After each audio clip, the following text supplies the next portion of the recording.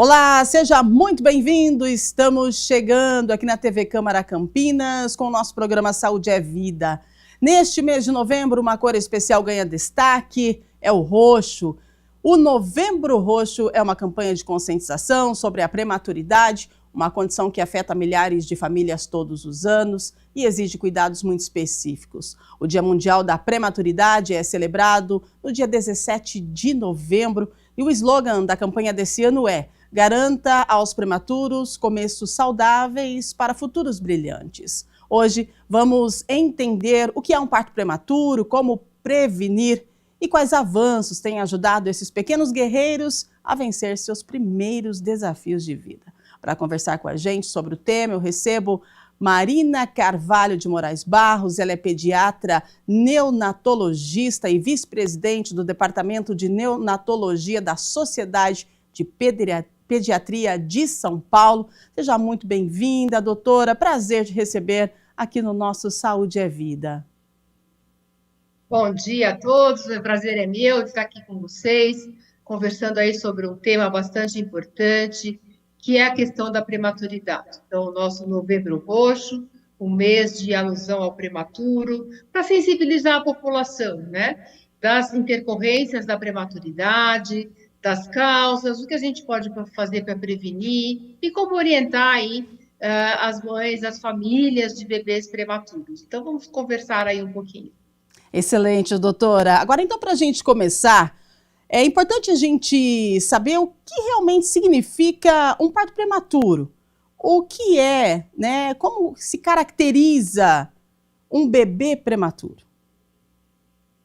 Então, quando a gente fala da gestação, né? Então, o prematuro é aquele que nasce antes da gestação ser completa.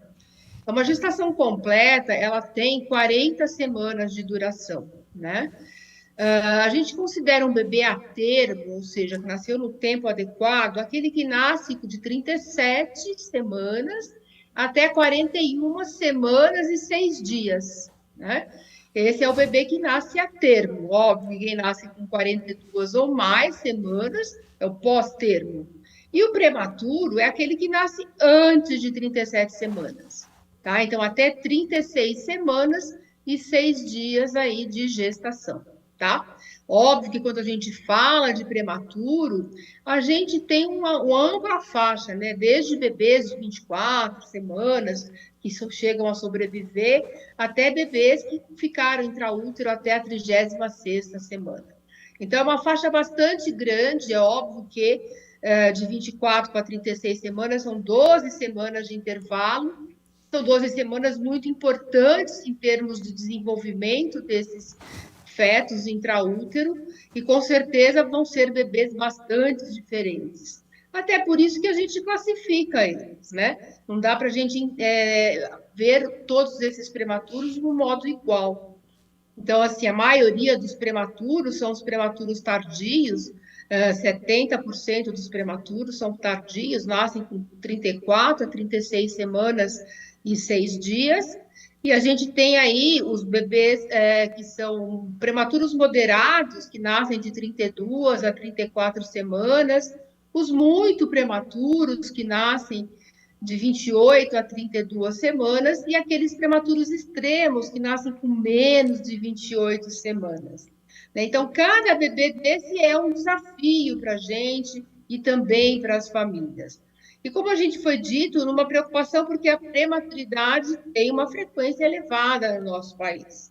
Tá? Então, em 2024, a gente teve aí 12% de partos prematuros, o que dá aí cerca de 290 mil bebês por ano, um pouquinho mais.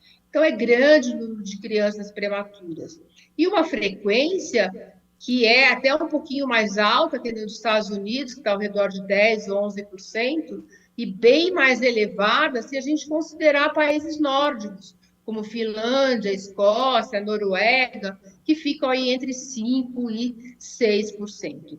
Então, sem dúvida, a prematuridade é aqui no Brasil um problema de saúde pública e que a gente tem que abordar, e aí a importância do Novembro Roxo, o mês da gente estar sensibilizando toda a população com essa questão. Excelente, doutora. Agora, quais as causas, né? Por que alguns bebês nascem antes do tempo? Quais as causas de um parto de um bebê prematuro? Então, aí são diversas as causas, né? A gente pode ter causas relacionadas às condições maternas.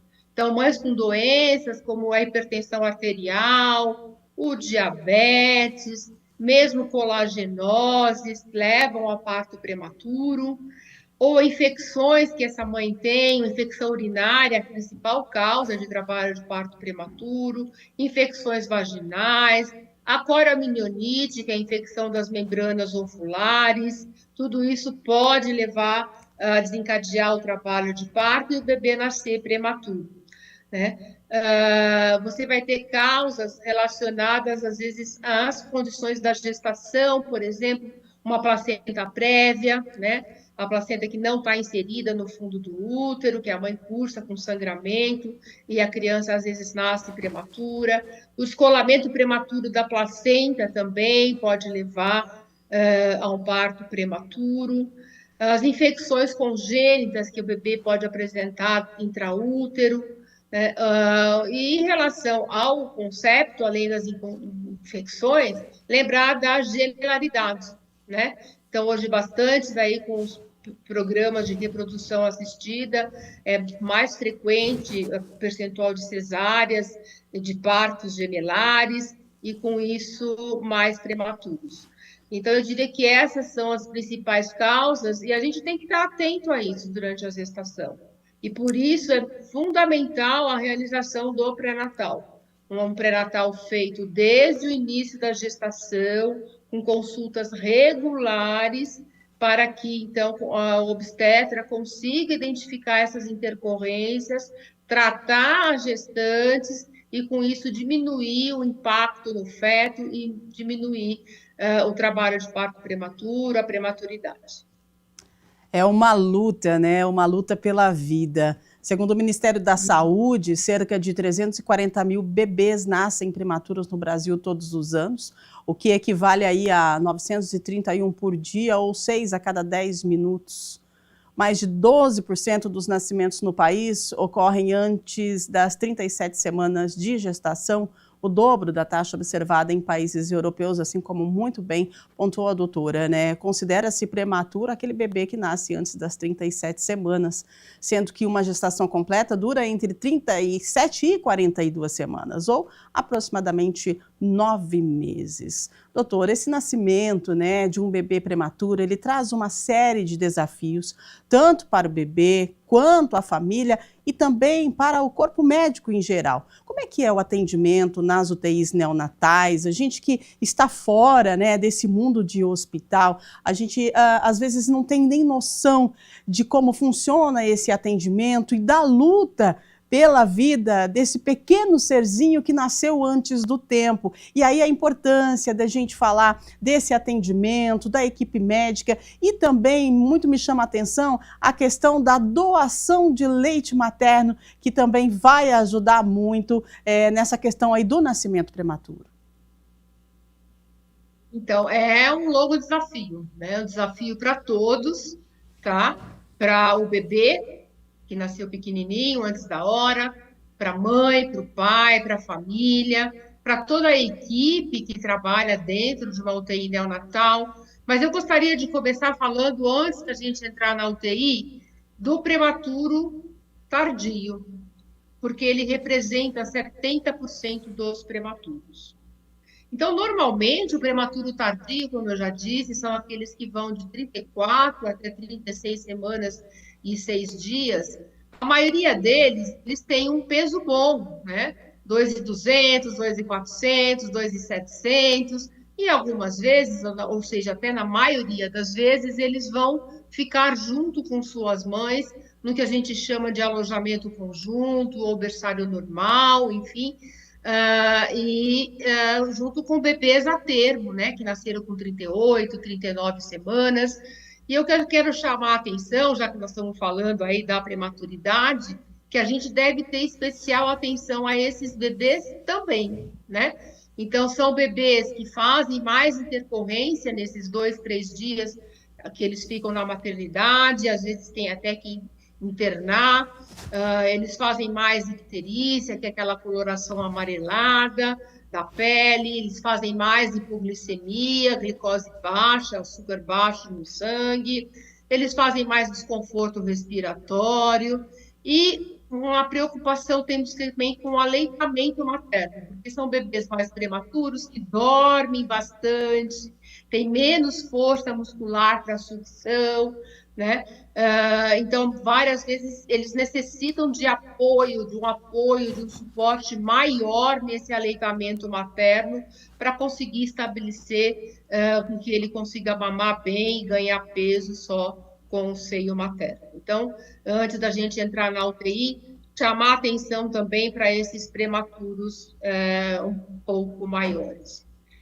No contexto da UTI, eu diria que a gente tem alguns pilares ali. É óbvio que hoje, para a gente conduzir adequadamente prematuros pequenos, né, aqueles de 28, 30, 32 semanas, a gente precisa de toda uma infraestrutura de equipamentos, então uma incubadora que vai manter o bebê aquecido, às vezes de ventiladores para ajudar na respiração, nós vamos precisar de monitor para ver como é que está a função cardiorrespiratória, identificar as alterações e tratar. A gente precisa de catéteres, de sondas, para poder fazer infusão de dietas, infusão de medicações, enfim, uma série de cuidados que hoje a gente precisa dentro da UTI e outros equipamentos aí que são fundamentais, como as bombas de infusão, né, para poder infundir as soluções numa velocidade correta, numa quantidade correta. Além dessa parte de infraestrutura, hoje a gente pensa numa UTI onde o cuidado é centrado na família, né? No bebê, na mãe, no pai, até nos avós, os irmãozinhos também têm entrada dentro da UTI para estar convivendo aí com o novo bebê que chegou nesses lares, né? Então, é fundamental a gente estabelecer esse vínculo com essa família e torná-la parte do cuidado, né?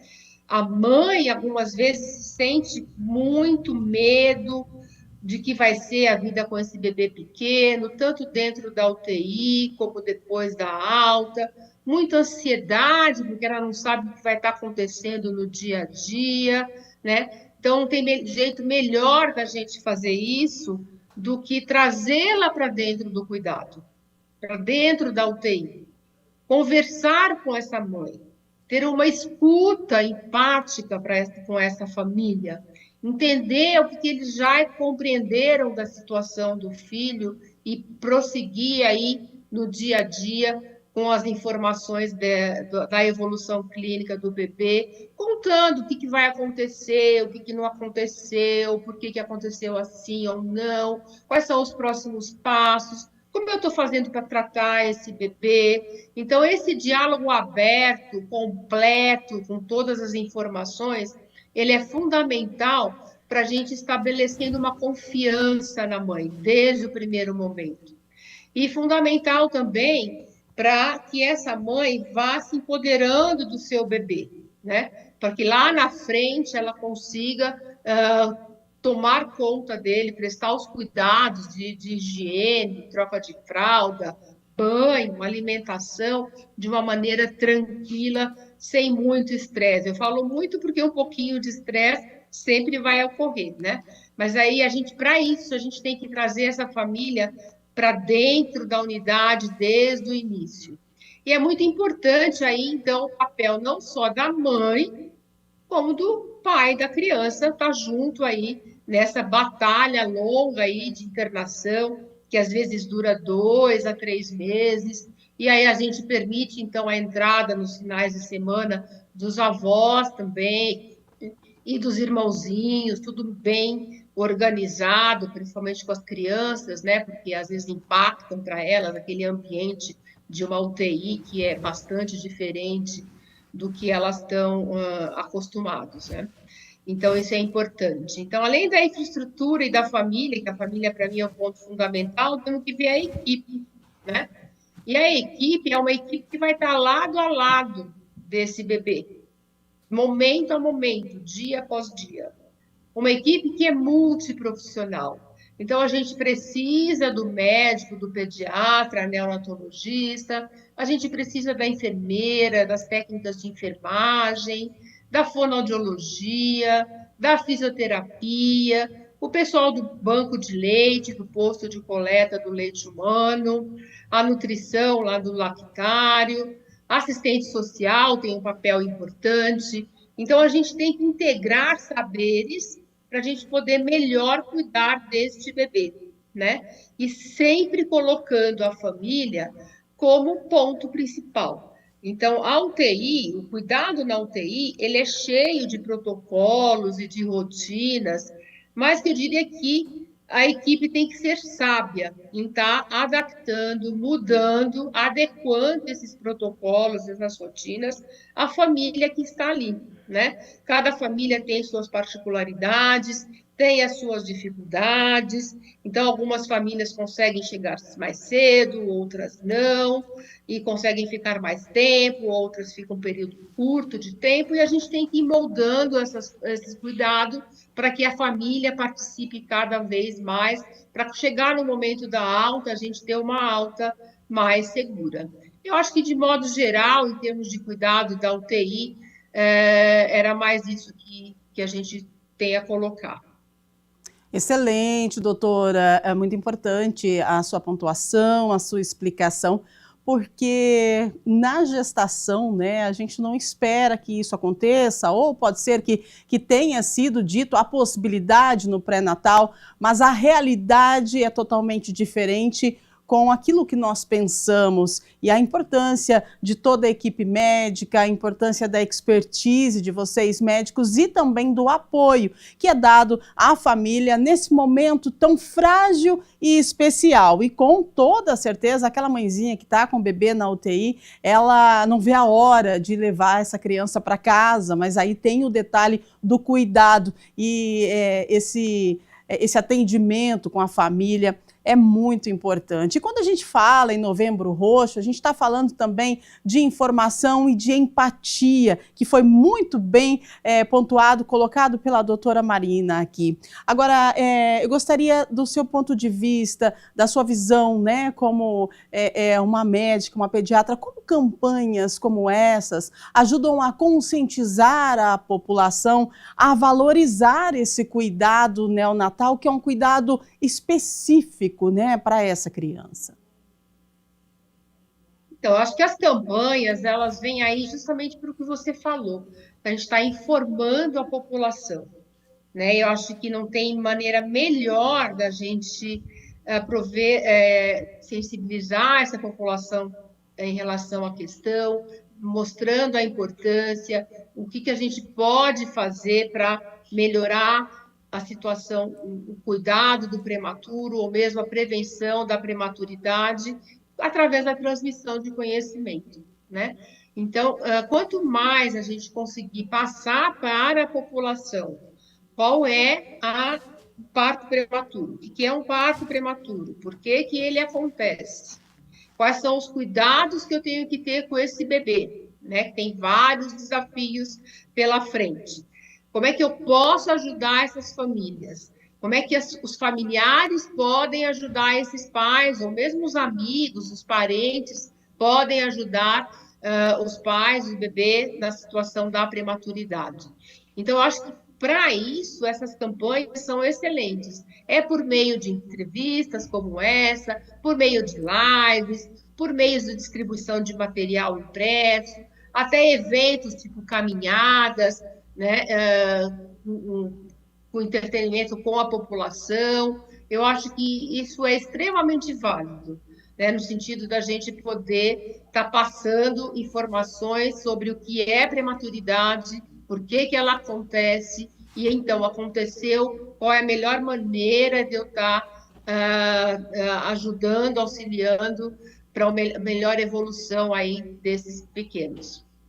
Muito bem, doutora. Então, quando a gente fala de um parto prematuro, a gente imagina que todo parto prematuro seja necessariamente uma cesariana, né, uma cesárea. Mas existe a possibilidade de um parto prematuro ser um parto normal? Bem. E qual que é a questão do risco de vida, né, da mãe e desse bebê? Esse risco ele tem sido cada vez menor com o passar dos anos. Temos tecnologia, a ciência vem avançando. Qual que é a sua avaliação sobre a mudança de um parto prematuro há 30 anos atrás e para um parto prematuro hoje? A gente conseguiu avançar? A gente está garantindo mais vida para esses bebês? Então, em relação ao parto, vai tudo depender da causa da prematuridade, né? Então, algumas vezes, decorrências de doenças maternas, uma gestante diabética, uma gestante hipertensa, ou condições relacionadas ao bebê, ao feto, ele está em sofrimento fetal. Então, vai ter situações em que eu vou ter que interromper essa gestação, quer seja por condição materna, ou quer seja por sofrimento do feto. Aí sim, a gente vai ter um parto cesárea, né? Indicado pela equipe de obstetrícia, que avalia muito bem as condições maternas e as condições fetais, nesse processo de decisão, qual é a melhor abordagem para a criança, né? E para a mãe também, pensando na segurança da mãe, tá? Algumas vezes, essas mães, elas entram em trabalho de parto espontaneamente, rompem bolsa, né? Perde o líquido e entram em trabalho de parto. Às vezes elas chegam na maternidade já com dilatação importante, e às vezes está tranquila a evolução em termos das condições do útero, e a obstetrícia, de novo, avalia muito as condições maternas, as condições do feto, e às vezes pode sim optar por parto normal. Então, nós temos bebês prematuros que nascem de parto normal, sim. O importante é que a gestante e o feto sejam bem avaliados pela equipe aí dos obstetras, tá bom? Pela obstetrícia. Uma vez que o bebê nasce prematuro, né, eu acho que avanços a gente teve nos cuidados de reanimação, né? Porque algumas vezes eles vão necessitar de ajuda para transicionar do que é a vida fetal para o que é agora a vida pós-natal, né?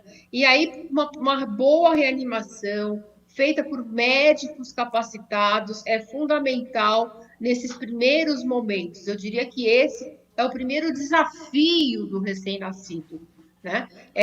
Passar por esse momento do nascimento, os primeiros minutos. É importante lembrar que, por serem prematuros, eles têm mais risco de hipotermia, né? Temperatura baixa. E a temperatura baixa, ela não é boa para ninguém, ainda mais para um bebê pequeno que não tem reserva, né? Então, é importante que nós vamos colocar envolto por um saco plástico, vamos colocar numa fonte de calor radiante, vamos colocar touquinha dupla para diminuir a perda de calor pela fontanela, né? Então, todas essas manobras, sempre pegá-lo com panos aquecidos, depois, se tiver que transportar em incubadora aquecida. Então, a prevenção da hipotermia na sala de parto é fundamental nesses bebês. Outro ponto que a gente tem que ver é como é que foi aí o estabelecimento, né, da função respiratória do bebê. Então, bebês que nascem bem, eles já respiram e choram logo, e aí a gente vê desse ponto de vista, está tudo bem.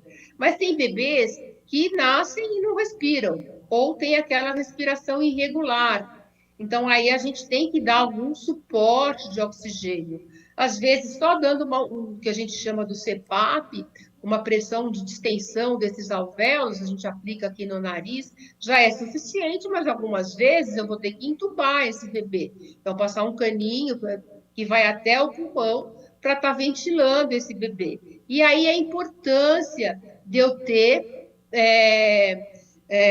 profissionais, médicos, atuando na sala de parto, capacitados em reanimação neonatal, né? E para isso a Sociedade Brasileira de Pediatria tem um programa fenomenal aí de reanimação neonatal. Então, esse é um grande desafio dos bebês, e essa parte da reanimação, eu acho que ela avançou bastante, o cuidado muito mais assertivo, muito mais padronizado ao longo dos últimos anos, tem propiciado aí uma passagem melhor aí dessa vida fetal para a vida pós-natal e contribuído aí para esses bebês, né?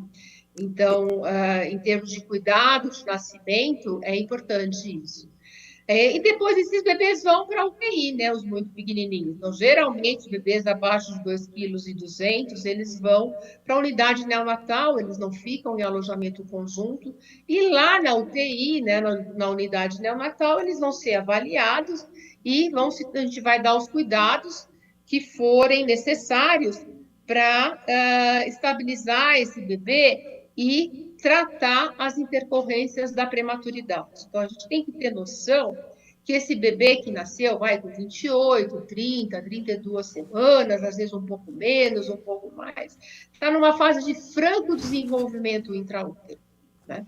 Ele sai de um ambiente ideal para esse desenvolvimento e vai para o ambiente extraútero. Você pode ter ainda as condições maternas, né, que levaram a esse parto prematuro, interferindo negativamente também nesse desenvolvimento. E quando o bebê vai para a UTI, a gente tem que dar conta de tratar todas essas intercorrências que os prematuros apresentam de uma maneira que a gente diz gentil, porque eu tenho também que propiciar o desenvolvimento deles. Então, é diferente de eu tratar uma criança grave em UTI pediátrica, por exemplo, onde esse já é um organismo desenvolvido, aqui no recém-nascido prematuro, não. Tudo que eu fizer vai ter que ser muito cuidado, com muito cuidado para não atrapalhar esse desenvolvimento, né? E aí, os cuidados, eles são diversos, né? Então, problemas respiratórios, eu posso ajudar aí com a ventilação mecânica, se ele tiver com dificuldade para estabelecer as trocas respiratórias, com o uso do surfactante, a monitorização cardiorrespiratória, e aí então eu vou conseguir ver se ele precisa de algum ajuste em termos de volemia, em termos de medicação para esse coração funcionar melhor, o aquecimento, que eu já falei para vocês, então da incubadora para eles se manterem aquecidos, a nutrição, a infusão de soluções, a parenteral, que vai ajudar na nutrição desses prematuros pequenos, nos primeiros dias de vida, enfim, toda a monitorização que é necessária e os cuidados que têm que ser bastante assertivos para a gente poder ter o melhor resultado desse bebê, que é o que a gente quer, né? O que a gente quer? Um bebê que tenha alta em boas condições, né? E para isso ele vai ser uma criança feliz. Mas são mesmo muitos desafios que ele enfrenta na UTI neonatal, né? E como eu já disse, a participação da mãe, do pai, da família é fundamental. A gente tem que lembrar também que ele está numa fase de desenvolvimento do sistema nervoso também, né? Não só o pulmão está em desenvolvimento, o coração, o intestino, né? Então, tem dois pontos que são importantes, a alimentação e o desenvolvimento. Quando a gente pensa no desenvolvimento do bebê, lembrar do desenvolvimento neurosensorial, né? Então, o desenvolvimento neurosensorial, o tato, a propriocepção, o olfato, a visão, a audição, tudo isso está ocorrendo em franco desenvolvimento e a gente tem que ajudar com estímulos para que essas vias neurais se desenvolvam. Óbvio que esses estímulos eles devem ser dosados, a gente não pode também sobrecarregar o bebê de estímulo, que a gente vai falar também, isso é ruim. Mas uma maneira da gente conseguir essa questão é a posição canguru, né? Então, colocar o bebê na posição canguru é fundamental. Como é que é essa posição canguru? O bebê vai ficar na posição vertical, contra o peito aqui da mãe ou do pai, bebê só de fraldinha, a mãe ou o pai também sem blusa, de maneira que a gente estabeleça o que a gente chama contato pele a pele.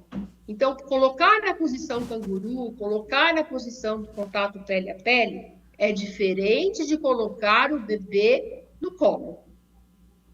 Tá? E por que que isso é importante? Porque na hora que eu coloco o bebê no contato pele a pele, palma da mão, planta do pé, é cheio de receptores táteis.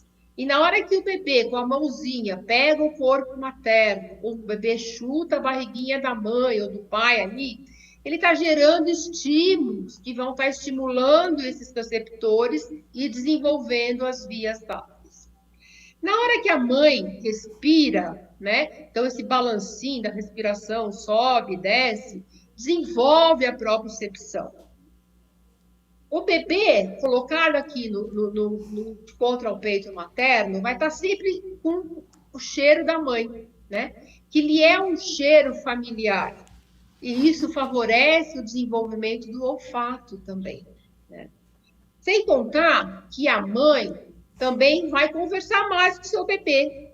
Do mesmo jeito que ela conversava com ele intraútero, agora aqui, no contato pele a pele. E isso estimula a audição, o desenvolvimento da audição. E, por fim, né, até a visão. A gente sabe que o bebê pouco enxerga aí no período neonatal, mas vai enxergando sempre o mesmo triângulo da face materna, e isso também vai desenvolver as vias relacionadas aí à visão, né? Então, o que a gente fala é que a posição canguru, ela promove uma estimulação multissensorial, tá? Dos vários sistemas sensoriais, tato, propriocepção, olfato, audição, visão. Então, por isso que a gente tem a posição canguru como parte do tratamento.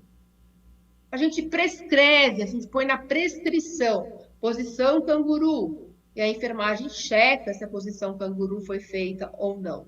Só que cabe ao pediatra, à enfermagem, a fisioterapeuta, enfim, a equipe de saúde, tá mostrando para essa mãe a importância disso, que ela vai estar ajudando no cuidado do bebê, ajudando no seu desenvolvimento. Só assim a gente consegue uma maior aderência para estar fazendo com que a mãe faça o canguru. E quanto tempo pode fazer canguru? Tanto tempo que for prazeroso, tanto para ela, o pai, ou para o bebê.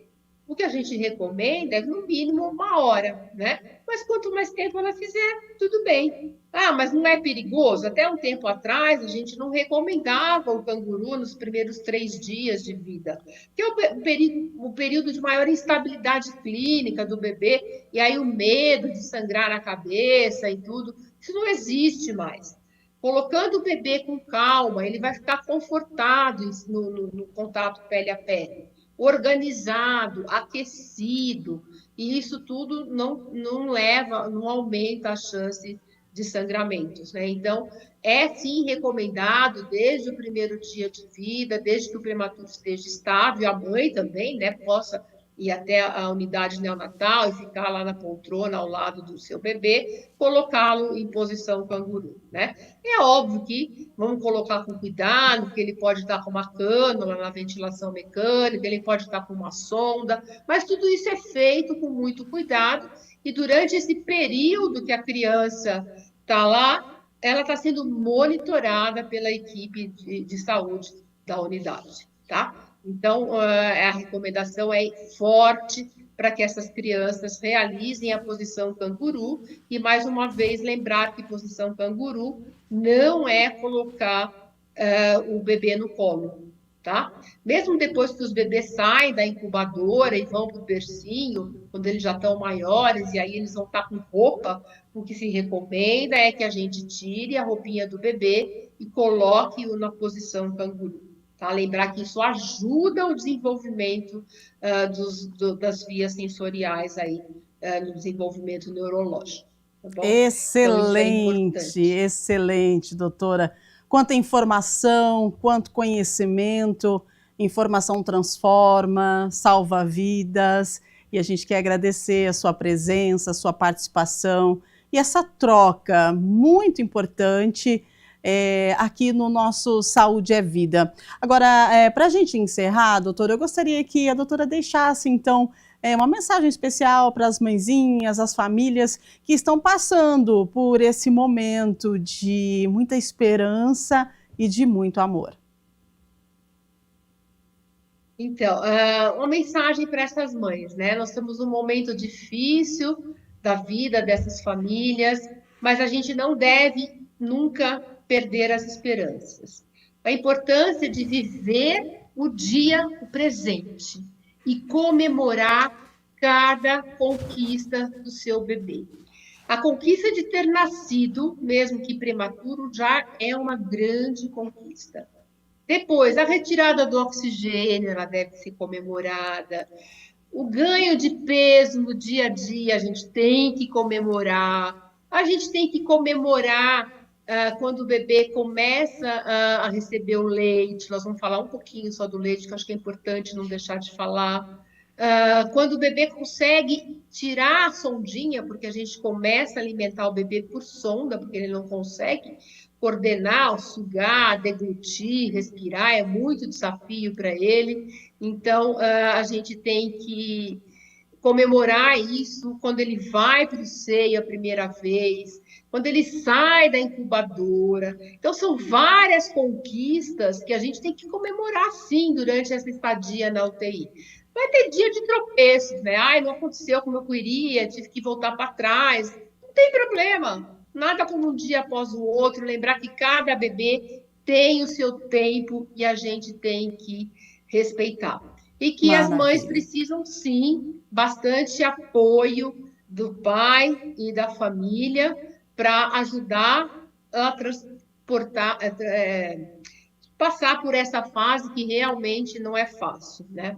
E só a questão do leite, isso é um outro papel importante da mãe durante toda essa trajetória. A gente começa já no primeiro dia oferecendo colostro, às vezes os bebês nem sucam nada ainda, mas a gente coloca um pouquinho de colostro dos dois lados da boquinha do bebê já no primeiro dia, e se ele estiver mais ou menos estável, ainda no primeiro dia, a gente começa a oferecer o leite pela sondinha, e depois esse leite vai aumentando de volume, mais para frente a gente vai corrigindo a idade dele, quando tiver lá por volta de 32 semanas. O que é isso, corrigir a idade? Imagine que o bebê nasceu com 28 semanas, ele agora está com 4 semanas de vida, e ele está com 32. E aí a gente consegue, então, começar a transicionar ele para a via oral. Tudo isso, o leite materno é o ideal. Então, tem uma grande participação das mães, né, dos prematuros, para extrair o leite no posto de coleta, né, e aí esse leite, se cru, de imediato, até 12 horas dá para oferecer o leite cru, mais disso a gente pasteuriza e vai oferecendo para o bebê aí nos dias subsequentes. Então, eu não queria deixar de falar essa questão que é fundamental, a participação da mãe para a extração do leite, para poder nutrir esses bebês da melhor maneira possível. Eu digo que se o leite materno é bom para um bebê que nasce a termo, imagine para o prematuro. Então, só te dizer que Novembro Roxo, a gente está aí parceiro aí das famílias, na tentativa de ajudá-las a passar por essa fase aí da prematuridade de seus filhos e todas as intercorrências que a gente não sabe que não é fácil, e estamos aí presentes para ajudar no que for preciso. Nossa, quanta informação, quanta empatia, conhecimento, carinho, e toda essa informação com certeza transforma. Doutora, muito obrigada pela sua participação com a gente aqui no nosso Saúde é Vida. Fico muito feliz em ter conseguido contato contigo para que você pudesse trazer para a gente toda essa informação que você falou, repassou aqui. Com certeza alguma mãe em casa se sentiu acolhida, e gratidão por ter escolhido essa profissão que salva, né? Que salva os nossos guerreirinhos. Muito obrigada pela sua participação aqui no programa, viu? Bom, eu que agradeço aí a oportunidade de estar difundindo aí o conhecimento da prematuridade, e um bom dia a todos, então. Maravilhosa, muito obrigada. Muito obrigada a você de casa que acompanhou o nosso Saúde é Vida. Hoje falamos da prematuridade, falamos do Novembro Roxo, né? Então continue ligadinho com a gente, a qualquer momento nós nos encontramos aqui na programação da TV Câmara Campinas. Grande abraço para você, até lá.